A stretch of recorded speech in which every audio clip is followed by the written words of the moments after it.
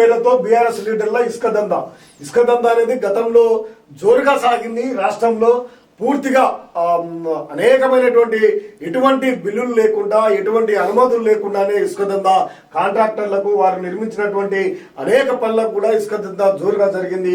అడ్డు అదుపు లేకుండానే దాని మీద ఇప్పుడు ప్రభుత్వం ఆరా తీస్తా ఉందట.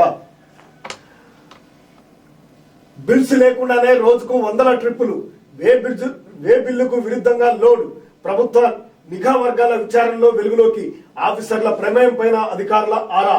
ఇక ప్రభుత్వ నిఘా వర్గాలకు సంబంధించినటువంటి వెలుగులోకి తీస్తా ఉన్నారు. ప్రభుత్వ అధికారులు వారికి సపోర్ట్ చేసిన వాటి మీద కూడా ఎవరెవరు అక్కడ ఉన్నారు, ఎవరు వారికి సపోర్ట్ గా నిలిచారు అనే దాని మీద కూడా ప్రభుత్వము ఆరా తీస్తుందట.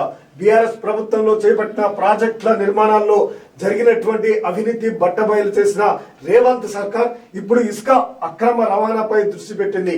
గత ప్రభుత్వం హయాంలో పెద్ద ఎత్తున ఇసుక దందా సాగిందని ముఖ్యమంత్రి రేవంత్ రెడ్డి పలు ఫిర్యాదులు అందాయి. దీనిపై సమగ్ర విచారణ చేయాలని సీఎం ఆఫీసర్లను ఆదేశించారు.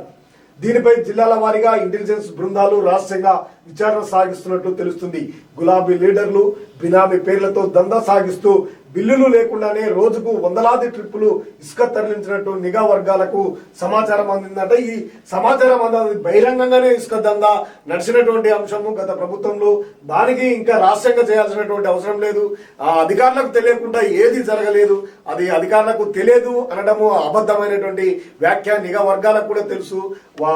బహిరంగంగానే ఇసుక దందాలు లారీల కొద్దీ 100 లారీలు రోజులకు కోట్లాది రూపాయలను సొమ్ము చేసుకోవడం జరిగింది. అక్కడ అధికారులకు కన్సర్న్లోనే అధికారుల ప్రమేయంతో ఆ దందా అయితే జరిగింది.